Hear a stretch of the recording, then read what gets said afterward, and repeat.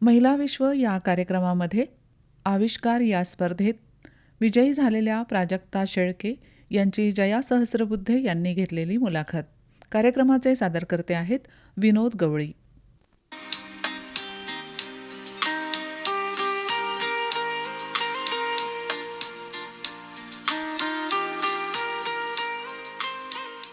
मैत्रिणींनो, मागील आठवड्यात 8 मार्चला आपण जागतिक महिला दिवस साजरा केला.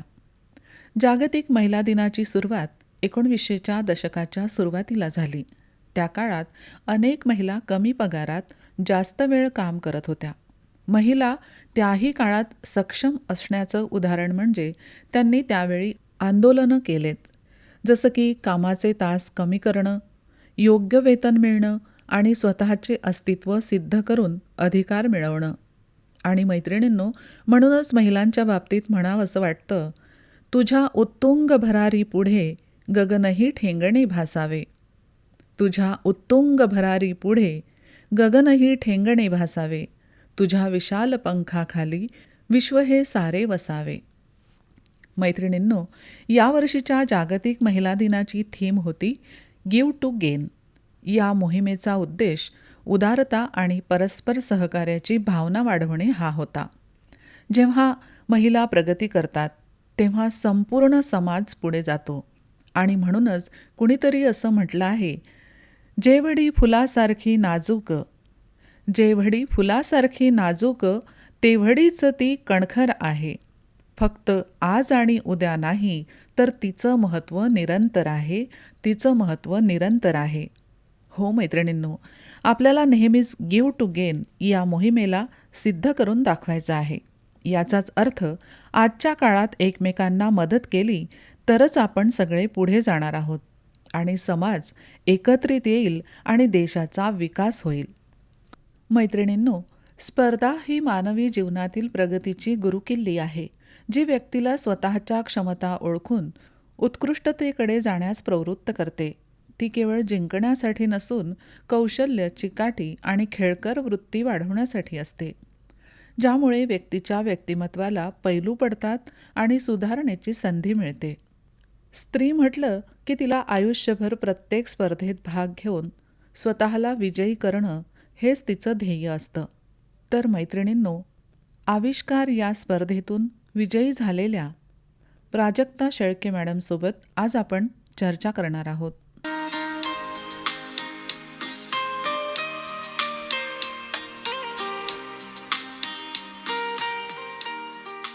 या कार्यक्रमाचे सादरकर्ते विनोद गवळी सर आणि मी जया सहस्रबुद्धे.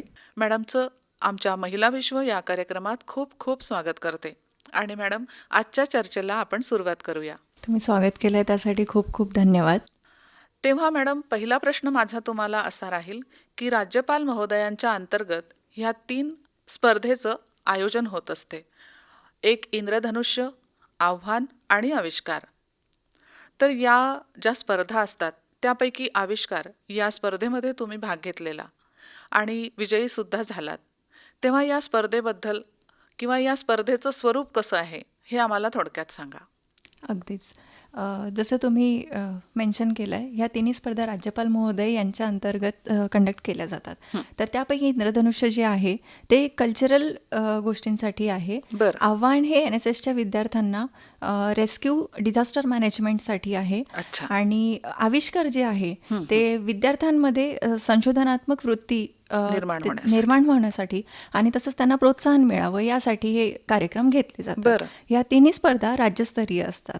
तर त्यापैकी संशोधनाला जे प्रोत्साहन देण्यासाठी आहे, जसं नावावरूनच आपल्याला कळतंय, ते आविष्कार आहे. दरवर्षी ही कॉम्पिटिशन अरेंज केली जाते. तर यामध्ये सर्वात पहिले असं राहतं की इंटर कॉलेज कॉम्पिटिशन होतं. त्यामधून सिलेक्शन होऊन सिलेक्टेड विद्यार्थी जे असतात ते इंटर युनिव्हर्सिटी कॉम्पिटिशनमध्ये पार्टिसिपेट करतात, जे स्टेट लेवलचं कॉम्पिटिशन असतं.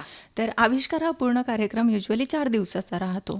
त्यामध्ये 2 स्टेजेसमध्ये विद्यार्थ्यांना परफॉर्म करायला लागतं. पहिलं जे असतं ते असतं पोस्टर प्रेझेंटेशन आणि नेक्स्ट जे राहतं ते पोडियम प्रेझेंटेशन राहतं. पोस्टर प्रेझेंटेशन ही बेसिक स्क्रीनिंग राहते. त्यामधून नॉमिनल कॅन्डिडेट सिलेक्ट होतात ज्यांचं वर्क वर्थ इट असतं आणि ते जातात पोडियम प्रेझेंटेशनमध्ये. म्हणजे दुसरी लेवल. तर त्या पोडियम प्रेझेंटेशन आणि पोस्टर प्रेझेंटेशन असे दोघांचेही मार्क्स मिळून शेवटी विनर्स रिव्हील केले सिलेक्ट हां. जातात. अच्छा, तुम्ही मग पुढे गेलात ना, सेकंड लेवलला तुम्ही सिलेक्ट झालात. तर मग सेकंड लेवलचं जे पोडियम प्रेझेंटेशन होतं ते तुम्ही कशा स्वरूपाचं सरांसमोर मांडलं? अगदीच जसं मी मेन्शन केलं 4 दिवसाचा हा आविष्कार कार्यक्रम असतो.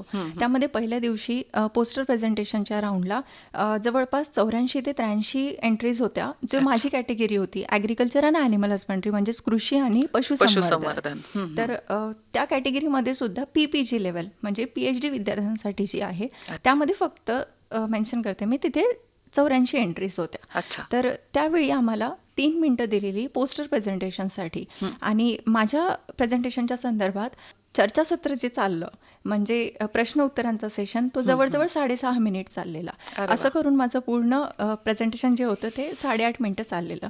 तर ह्या राऊंडला 3 जजेसची कमिटी येते जी आपल्याला इव्हॅल्युएट करते आणि पूर्ण आविष्कारच्या ड्युरेशनमध्ये आपली आयडेंटिटी अनॉनिमस राहते. त्यामध्ये त्यांनी सर्वांना युनिफॉर्म टी शर्ट्स किंवा एक ड्रेस कोड दिलेला आणि आयडेंटिटी कार्ड राहतं. तर त्या आयडेंटिटी कार्डवर आपला जस्ट एक फोटो राहतो आणि कॅटेगरी आणि लेवल वाईज कोड राहतो. तर तीच आपली एक आयडेंटिटी पूर्ण 4 दिवसासाठी राहते. तिथे आपली युनिव्हर्सिटी किंवा नाव आपल्याला कुठेच डिस्क्लोज करता येत नाही. तर पहिल्या दिवशीचं हे पोस्टर प्रेझेंटेशन झाल्यानंतर जजेस आपल्याला टेक्निकल क्वेश्चन्स वगैरे करतात. त्याचे आपण उत्तरं कशा प्रकारे देतो, देन आपलं हे या विषयामध्ये डेप्थ किती आहे, नॉलेज, देन टेक्निकॅलिटीज ह्याच्या क्लिअरिटीवरून आपलं पोडियम प्रेझेंटेशनसाठी सिलेक्शन केलं जातं. बरं. पोडियम प्रेझेंटेशनमध्ये 6 जजेस तुम्हाला इव्हॅल्युएट करतात आणि तिथे 6 मिनिटाचा वेळ दिलेला असतो. अतिरिक्त 1 मिनिट पण दिलेला असतो. त्यानंतर पण पुन्हा प्रश्न उत्तरांचा सेशन चालतो आणि जर तुम्हाला तुमचं वर्क जजेसला कन्व्हिन्सिंग वाटलं तर तुमचं आय गेस फायनल सिलेक्शन होतं. जसा माझा एक्सपिरियन्स होता. येस. आणि ती जी फिलिंग असेल ती खूपच प्राऊड फील करणारी असेल ना. म्हणजे त्यावेळेत तुम्हाला असं वाटलं की मी खूप काही अचीव्ह केलं. समोरचा व्यक्ती जेव्हा आपली कला किंवा आपलं प्रेझेंटेशन बघून जेव्हा खूपच त्याच्या चेहऱ्यावरचेच एक्सप्रेशन आपण बघतो तेव्हा आपल्याला कळते की आपण व्यवस्थित आहोत, म्हणजे या स्पर्धेत आपण उतरतो आहोत. हो, तुम्ही बरोबर बोललात मॅम. मला आणखी सांगायला आवडेल की सेम जे तुम्ही आता वर्णन केलेलं तेच माझ्या बाबतीत पोडियम प्रेझेंटेशन राऊंडला घडलेलं. पहिल्या दिवशी मी शुअर नव्हते की माझं पोडियमसाठी सिलेक्शन होणार की नाही पोस्टरच्या राऊंडवरून. बट सेकंड डेला जे 6 जजेस होते त्यांच्यापैकी ज्यांनी मला क्वेश्चन्स केलेले त्यांचे क्वेश्चन्सच असे होते की त्यावरनं मला वाटलं की मी यांचा जे आन्सर्स दिलेले आहे त्यावरून हे कन्व्हिन्स्ड आहेत आणि सॅटिस्फाईड आहे. ऑल्सो त्या पोडियम प्रेझेंटेशनमध्ये मी टेक्निकॅलिटीज जास्त मेन्शन केलेल्या ज्या कदाचित माझ्या पोस्टर राऊंडमध्ये मिसिंग होत्या. जजेसने मला पहिल्या दिवशी जे काउंटर क्वेश्चन्स केलेले त्यावरून मला ती गोष्ट लक्षात आली आणि सेम तोच मी पोडियम प्रेझेंटेशनसाठी प्लस पॉईंट बनवलेला. अगदीच स्टार्टिंगलाच त्यांना त्या टेक्निकॅलिटीज मी माझ्या प्रेझेंटेशनमध्ये इन्क्लूड केलेल्या त्यावरून पण क्लिअर झालेलं आणि त्यांनी जे क्वेश्चन्स केलेले त्यामध्ये अगदी बारकाईने त्यांनी मला विचारलेलं. परत एक ॲडिशनल पॉईंट मला माझ्या विनिंग ह्याच्यामध्ये असं वाटतो की मी त्यांना जे काही कॅश प्राईज मला मिळालं किंवा फेलोशिपच्या स्वरूपात जे मिळत असतं तर त्याची मला एक आयडिया होती की सर्टन अमाऊंट आपल्याला मिळू शकते.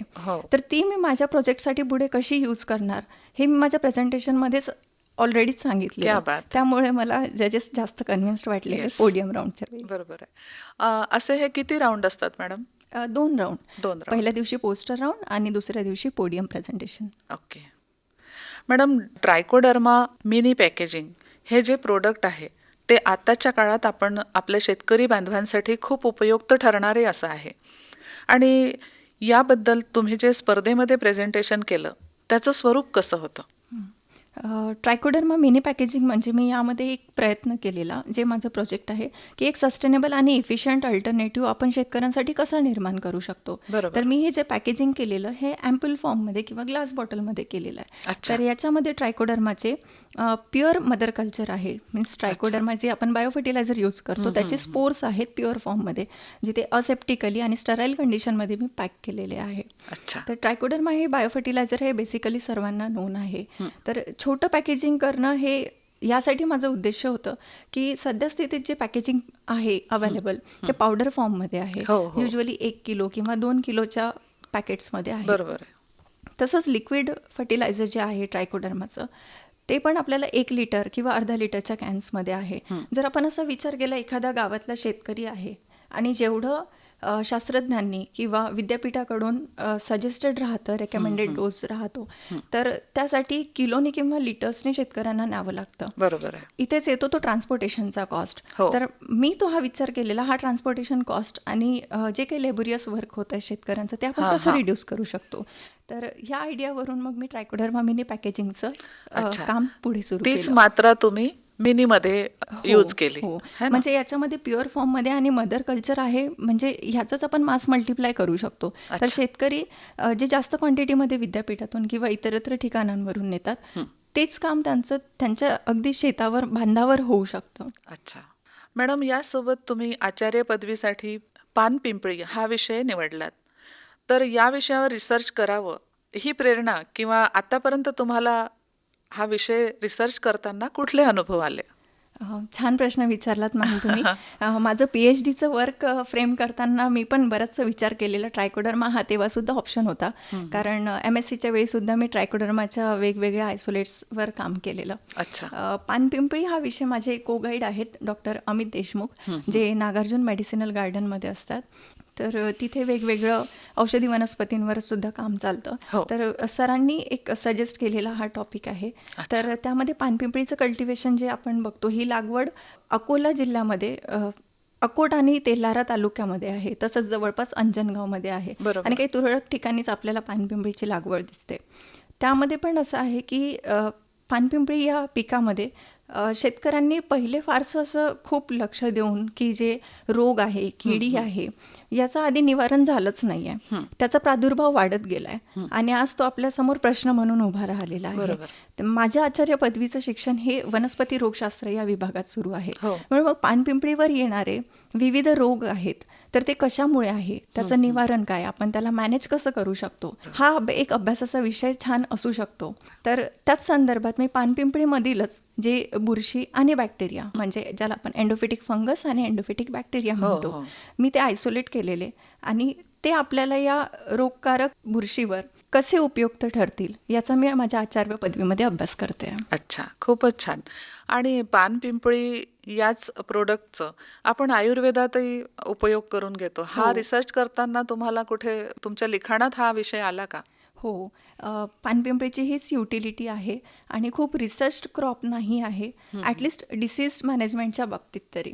तर त्यामुळेच हा विषय आम्ही अभ्यासाला घेतलेला आहे. पानपिंपळी ही जसं आपल्याला माहिती आहे की खोकला, सर्दी, पडसा या आजारांवर उपयुक्त आहे. काही ठिकाणी दमाचे जे पेशंट्स आहे त्यांना पण ही आणि महिलांसाठी महत्वाचं म्हणजे की बाळंतपण झाल्यानंतर 6 महिन्याच्या आत पिंपळीची पूड बाळंतिणीला देतात, जेणेकरून तिचे सगळे हाडं मजबूत होतील आणि बाळाला दूध सक्षमपणे ती देऊ शकेल, यासाठी पण असतं. हो, तर हेच औषधी गुणधर्म आहे पानपिंपळीमध्ये आणि आपल्या एरियामध्ये पण याची लागवड केली जाते आणि त्याचेच प्रश्न सुटावेत म्हणून मी हा विषय अभ्यासाला घेतलेला आणि इंटरेस्टिंग आहे. बरोबर आहे. या सगळ्या विषयाची आवड मॅडम कधीपासून आणि कुणापासून निर्माण झाली तुमच्यामध्ये? आता शास्त्रज्ञ जवळपास बनण्याच्या एक मार्गावरच मी आहे. कुठेतरी ही गोष्ट जेव्हा शालेय दिवस होते माझे, तिथेच बिंबवली गेली असावी कदाचित. कारण 8व्या वर्गामध्ये मला आठवते, मी सायन्स डेच्या निमित्त जे इंटरस्कूल कॉम्पिटिशन होते त्यामध्ये भाग घेतलेला. तिथे सुद्धा एक पोस्टर प्रेझेंटेशन वगैरे होतं आणि माझ्या टीचर्सनी पण मला खूप प्रिपेअर करून घेतलेलं माझ्याकडून. तर त्यावेळी मला फर्स्ट प्राईज मिळालेलं होतं, तिथे पण 501 रुपये मला मिळालेले. कदाचित हे सायंटिफिक जो कल आहे तो लहानपणापासूनच माझ्यामध्ये असावा आणि त्या प्राईजमुळे असं वाटतं की कुठेतरी मिळालं असेल पुश मला. तर तिथूनच आहे. आणि तसंही माझं एक आहे की मला कुतूहल बरंचसं राहतं, म्हणजे गोष्टींबाबतीत क्युरिओसिटी रिसर्च करणे, हा विषय रिसर्च करणे, बऱ्याचशा गोष्टींचे उत्तरं सापडेपर्यंत माझा तो शोध सुरूच राहतो. स्वभाव आहे. हो, तर अगदीच ते मग कुठेतरी करिअरला पण साजेसं आहे. आवड ही प्रत्येकाची वेगवेगळी असते मॅडम, आणि ती जपायला पाहिजे असं म्हणतात, आणि ते तुम्ही करता आहात, योग्य पद्धतीने करता आहात. तर तुमच्या एकंदरीत कामाचं स्वरूप कसं आहे सध्याचं? सध्या तर माझं रिसर्च वर्क जे आहे ते मोस्टली लॅब वर्क आहे. बरोबर. त्यामध्ये जसं मी मेन्शन केलेलं की एंडोफिटिक फंगस बॅक्टेरिया आहे, याचं आयसोलेशन, नंतर त्याचे आपण एक्सपेरिमेंटच्या बेसिस वर म्हणजे ट्रायल्स घेतो, त्यामध्ये बघतो की कुठली इफेक्टिव्ह आहे, काय आहे. त्यामध्ये मोस्टली माझं लॅब वर्कच आहे आणि लॅब वर्कच्या नंतर आपण जातो फील्ड ट्रायल्सला. तर तिथे मी पॉट कल्चरमध्ये हे सगळे एंडोफिटिक फंगस आणि बॅक्टेरिया इव्हॅल्युएट करते आहे. तर रिसर्च आणि लॅबमधलं जे काम खरं तर मला करायला आवडतं ते मला करायला मिळते आहे. फील्ड कल्चरचा काय अनुभव आहे तुमचा? फील्डचं एक पॉट कल्चरमध्ये आपण जे एक्सपेरिमेंट्स करतो, हां. तर जे लॅबमध्ये आपल्याला रिझल्ट्स आलेले ते प्रत्यक्षात तुम्ही ते प्रत्यक्षात आपण फील्डवर किती प्रमाणात अप्लिकेबल आहे बरोबर. हे टेस्ट करतो. तर फील्ड वर्कमध्ये पण अगदी आपल्याला सिमिलर रिझल्ट्स आले तर आपण म्हणू शकतो की रिझल्ट्स हे प्रॉमिसिंग आहेत. प्रॉमिसिंग आहे. बरोबर आहे. आता तुम्ही जसं मला बोललात की 7वी-8वी पासूनच तुम्हाला या गोष्टीचा थोडासा एक अनुभव म्हणून तुम्ही शेअर केला. हा प्रवास सुरू करण्यासाठी किंवा केल्यानंतर तुम्हाला त्या प्रवासामध्ये आणखी कोणाकोणाकडनं प्रेरणा मिळाली? प्रेरणास्थान माझं असं स्पेसिफिक नसून कदाचित भरपूर कारणं आहेत किंवा भरपूर व्यक्तिमत्व आहेत की ज्यांच्यामुळे मला संशोधनाकडे किंवा एक आपलंही कुठेतरी करिअरमध्ये एक बरोबर आहे. स्पेसिफिक पोझिशनला असावं असं वाटलं. बरोबर. कारण APJ अब्दुल कलाम हे पण आमच्या शाळेत येऊन गेलेले. हां, हां. त्यावेळी थोड्या कारणांमुळे मला त्यांची भेट मिस झाली माझी. त्यांचं व्यक्तिमत्व हे माझं आवडीचं. तसंच स्वामी विवेकानंद आहेत. हो. परत बऱ्याचशा महिला एंटरप्रेनर्स आपण बघतो. आता तर शार्क टँक इंडिया हे Yes. पण प्रोग्राम आहे. बरोबर. सोबतच आपल्याला दैनंदिन जीवनामध्ये पण आपले टीचर्स आहेत, खूप महिला अधिकारी आहेत, बरोबर. त्या पण कसं काम करत असतील. तसंच आपणही कुठेतरी सगळ्या गोष्टी मॅनेजेबल आहेत आणि आपणही त्यासाठी प्रयत्न करावे. बरोबर. जवळपास जरी बघितलं तरी अनेक महिला आहे की जे खूप छान प्रकारे घर सांभाळून सुद्धा आणि करिअरमध्ये पण खूप चांगल्या गोष्टी त्यांनी मिळवलेल्या आहेत. बरोबर आहे. तर मला वाटतं हेच प्रेरणास्थान आहे. येस. आणि मॅडम, जाता जाता तुम्ही आमच्या महिला श्रोत्यांना काय मार्गदर्शन किंवा काय सल्ला द्याल? मुलींना तसेच महिलांना माझं एकच सांगणं आहे की तुम्ही प्रयत्न करत राहा. बरोबर आहे. तुम्हाला जीही कुठली फील्ड आहे, आवडीची गोष्ट आहे, ती आर्ट अँड क्राफ्ट पण असू शकते किंवा जस्ट कुठेतरी इन्कम जनरेशनचं किंवा एक self dependence like independent women जे म्हणतो आपण, तिथे आपण प्रयत्न केले तर निश्चितच आपल्याला कुठेतरी ठोकर बसेलच, पण त्यातून आपल्याला शिकायला मिळेल. भरपूर मिळेल. आणि एक वेळ नाही, 2 वेळ नाही, पण प्रयत्नांती परमेश्वर आपण म्हणतो. बरोबर आहे. तर कुठेतरी यश मिळते आणि जे आपण करतो प्रयत्न, तिथे अपयश जरी आलं तरी त्यातून आपल्याला भरपूर गोष्टी शिकायला मिळतात. बरोबर आहे. प्रत्येक महिला सक्षम असते, प्रश्नच नाही. पण जर तुम्ही तुमच्या आवडीनिवडी, तुमचे छंद जर तुमच्या नोकरीमधनं किंवा तुम्हाला जे फील्ड आवडते त्यामधनं तुम्ही जर पुढे आणलेत तर नक्कीच तुम्ही सक्षम व्हाल असं मला वाटतं. हो, है ना? नक्कीच. मॅडम, तुम्ही वेळात वेळ काढून आमच्या आकाशवाणी स्टुडिओत आलात. तुमचे मनापासून खूप खूप आभार. मला या संशोधनासाठी आणि जे काही कॉम्पिटिशनमध्ये मी पार्टिसिपेट केलं त्यामध्ये बऱ्याच लोकांचं मला सहकार्य लाभलेले. तसंच आमचे विद्यापीठाचे कुलगुरू डॉक्टर शरद गडाख सर, ॲग्रिकल्चरचे dean doctor Panchbhai sir, student welfare officer doctor Sandeep Hadole sir आणि माझे डिपार्टमेंटचे हेड तसेच माझे HOD doctor Mohan Totawar sir. मला प्रत्येक वेळी माझ्या वर्कमध्ये कॉन्स्टंट इम्प्रोव्हायझेशन ज्यांनी केलं हे डॉक्टर YV इंगळे सर, नागार्जुनचे जसं मी मेन्शन केलं डॉक्टर अमित देशमुख सर यांनी वेळोवेळी मला गायडन्स दिलं. तसेच वनस्पती रोगशास्त्र विभागातले doctor ST Ingale sir, doctor SB Brahmankar sir यांचे देखील मला वेळोवेळी मार्गदर्शन मिळाले. DSWच्या Manjusha Deshmukh ma'am, Bobde sir, Iratkar sir आणि डॉक्टर रोहित तांबे सर, सोबतच पल्लवी मॅम यांनी पण छान मार्गदर्शन केलेले. पण या सर्वांमध्ये माझ्या आईवडिलांनी जे आधीपासून मला ज्या प्रकारचं शिक्षण दिलेलं आणि सर्वात मोठा माझा सपोर्ट म्हणजे माझे हजबंड सुमित बेलवलकर, तसेच माझी सासरची पण फॅमिली, यांच्या सपोर्टशिवाय हे शक्य नसतं. त्यामुळे मला त्यांचा खूप मोठा आधार आणि सपोर्ट असल्यामुळे मी त्यांचेही आभार मानू इच्छिते. तुम्ही मला बोलवलं, खूप छान मुलाखत, त्यासाठी आकाशवाणी अकोलाचे पण खूप खूप आभार. मॅडम, जाता जाता तुम्हाला या कार्यक्रमामधनं कुठलं गीत ऐकायला आवडेल? शेती रिलेटेडच एखादं कुठलंही गीत ते छान असेल.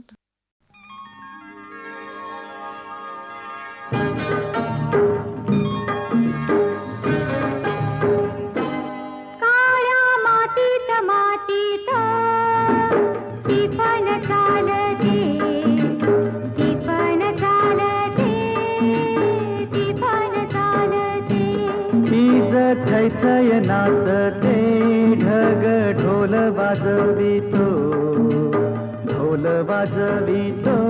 ढग ढोल वाजवितो. काळ्या मातीत मातीत टिफन चालते. टिफन चालते, टिफन चालते.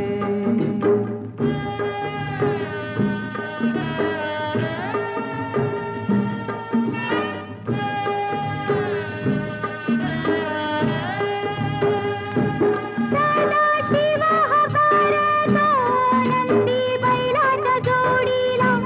संग पार्वती चाले ओटी बांधून पोटाला. सरीवर सरी येती, माती नाती धुती होते. कस्तुरीच्या सुवासान भूल जीवाला पडते. फूल जीवाला पडते, वाट राघूची पाहते. राघोती पण हाणतो, मैना वाटुली पाहते. काळ्या मातीत मातीत टिफन चालते. टिफन चालते, टिफन चालते. सर्जार माझ्या ढवळ्यार माझ्या पवळ्यार माझ्या आहा.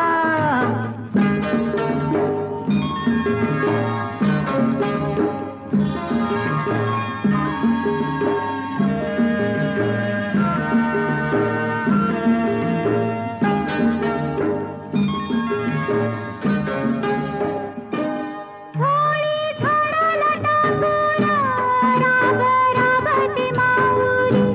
तिथं झोळीतल्या जीवावती पारखी सावरी. अभिषेकात घामाच्या आस देवाच पूजन. पीक हालती डोलती जणू करती भजन.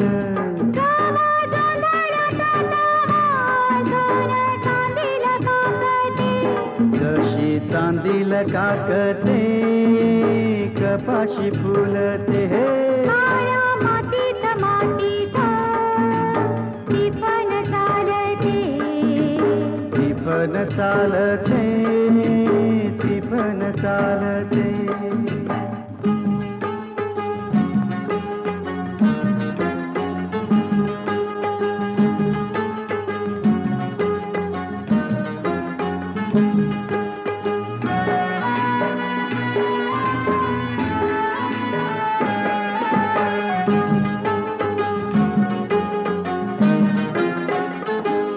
चाल ऊन पावसाचा पाट शिवनीचा खेळ.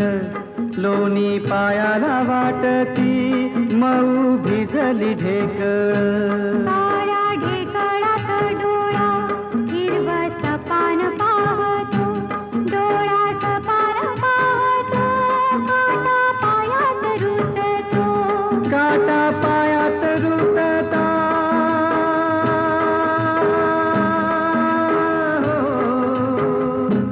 काटा पायात रुतता, लाल रगात सांडत हा.